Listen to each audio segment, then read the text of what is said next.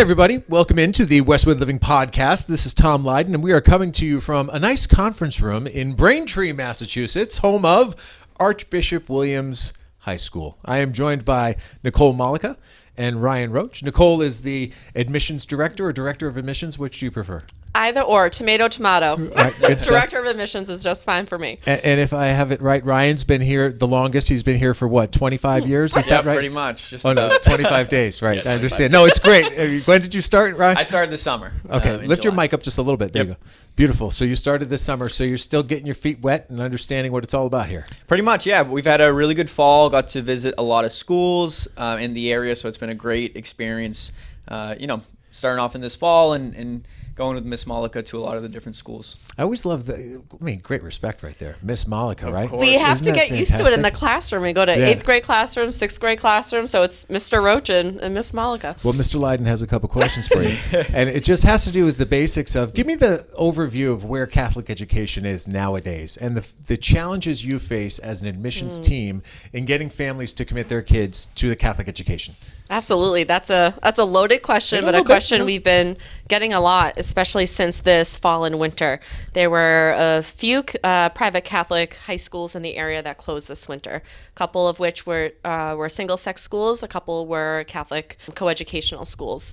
So as families start to begin the high school search process for their student, they are looking for certainty of longevity of the school and available options for their students in terms of rigorous academics, extracurricular involvements, athletics. So being a co-ed Catholic grade 7 through 12 school, we are kind of one of the few remaining, but we're doing really, really well.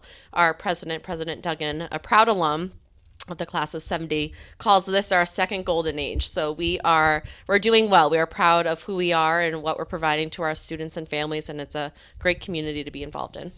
Ryan, tell me about your experience thus far. I made light of it, but I think it is important to get the perspective of a person who comes in with a fresh set of eyes and starts understanding what has made Archbishop Williams successful. So what have you learned in your first couple of months here? Yeah, the whole culture at Archbishop Williams has been great. The students are great. The faculty is great. The teachers are great. Just having that environment where everyone gets along and, cheering each other on, whether it's athletics, theater, whatever anybody may be interested in the arts. We have a robotics team. So just having that almost family environment has been great to have. I'm intrigued because we pitch you and you pitch yourself as a quote unquote high school, but by the way, we're 7 to 12. Yes. So take me through the dynamics of how populated your 7th and 8th grade classrooms are. And then is there another influx of kids who enroll beginning with 9th grade? I just want to understand how that typically works. Absolutely, yes. So we call ourselves a grade 7 through 12 school. Our middle school program is specific to the 7th and 8th grade. It's intentional and an intentional decision of ours to keep grade 7 and 8 much smaller than the graduating class sizes in the high school level, grades 9 through 12. For instance, grade 7, we cap at 70 students a year. In grade 8, we cap at 90 students. So we really want to keep those individual classrooms small so the students really get to know their teachers well and have that support and personalized support as they make that adjustment to a significantly larger school than typically their Catholic middle schools that they were coming from. On the high school level, our average graduating class size is around 150 students, but everything we offer from athletics to clubs is available to all students, grades 7 through 12. So we like to start, we call our middle schoolers the baby blues. They wear baby blue polos on campus, so we can keep an eye on them. But those baby blues are able to experience everything that their upperclassmen are able to experience. I know we have a couple of big dates coming up, one being Sunday, October 22nd, which is your first of 2 open houses that are going to be hosted here over the course of the next 3 weeks. There's one on the 22nd. There's also one on the 5th. So give me your little pitch about what families can expect and what message you look to deliver to families as you're trying to entice them to consider Archbishop Williams as the next place they should educate their kids. We love open house season. So our first open house, as you said, is this Sunday, October 22nd from 11 a.m. to 1 p.m. We know that families are super involved with youth sports and all the things on the weekends in the fall. So we encourage families to drop in at any point during that 2-hour window. Students will hear from our administration. They'll hear from current students speak about their experience.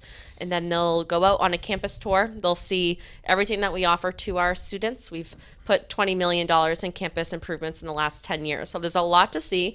And families will also have the opportunity to talk to coaches, club leaders, just get all their questions answered.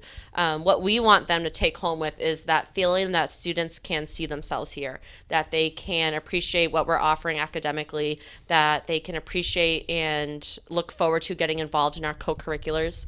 So everything from yoga club to robotics, like Ryan said, to student government, student council, community service, National Honor Societies, all the things that we offer.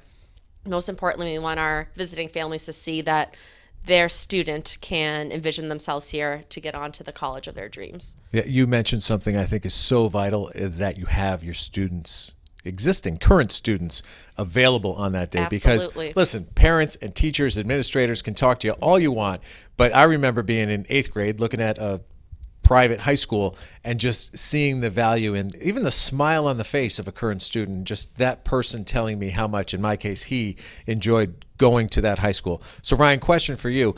One of the benefits, I think, of selling, I'll give you a little sales tip here, is that there is such greatness in diversity of where these people come from. You know, no matter what town you live in, and in this case, the primarily people are around the Westwood area listening to us, maybe beyond, but I think it's great that they get that opportunity at such a young age to meet kids from other communities. And how much do you sort of weave that into your sales pitch?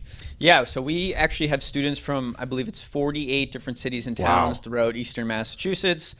So pretty cool. So we have students from, different backgrounds, different stories.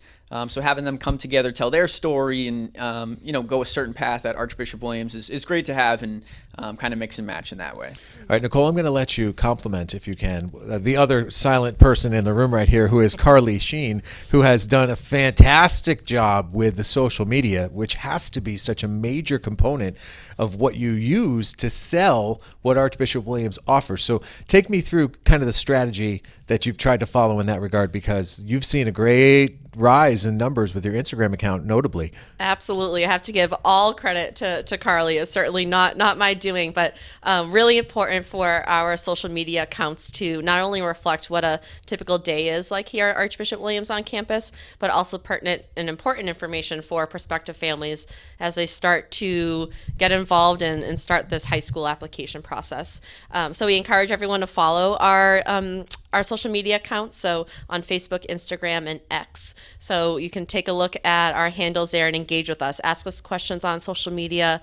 Let us know where you're coming from, what you're interested in, and we can do our best to make sure we reflect that in our social accounts. Is there a sign up for Sunday? I mean, do you have to RSVP? Can people just show up? What do they need to know about coming to either one of these open houses, whether it's the 22nd or the 5th? We love families that sign up. We like to know we you're all? coming. RSVPs and head counts are great. We like to know your name. We'll print a name tag for you, but you can register. There's a link in our bio on our social media accounts. It's also a pop-up right on our website, but we also welcome and encourage families to drop right in. So whatever's convenient for you, we will meet you there.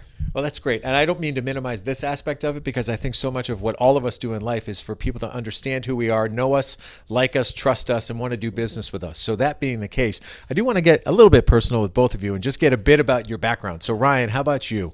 How did you end up here at Archbishop Williams? Where are you from? Where did you go to school? And what was it about this mission that you found to be so attractive that brought you here? Yeah, no, that's a great question. So I actually was a Catholic school student my entire life, so to speak. So from kindergarten all the way until I went to Stonehill College, I went to Catholic school. So I just, really loved being in that private school, Catholic school environment. I'm from Weymouth, so very local to the area. I know a few of the faculty already here, and they love working for the school, so it just seemed like a great fit to add to the community. Well, good luck to you as your Thank career you. here blossoms. Thank And Nicole, how long have you been here? Yeah, this is my third academic year, so still fairly new, but I absolutely love it. I keep saying this will certainly be my career home. I've worked in Catholic education since I graduated from BC about 10 years ago. Go Eagles.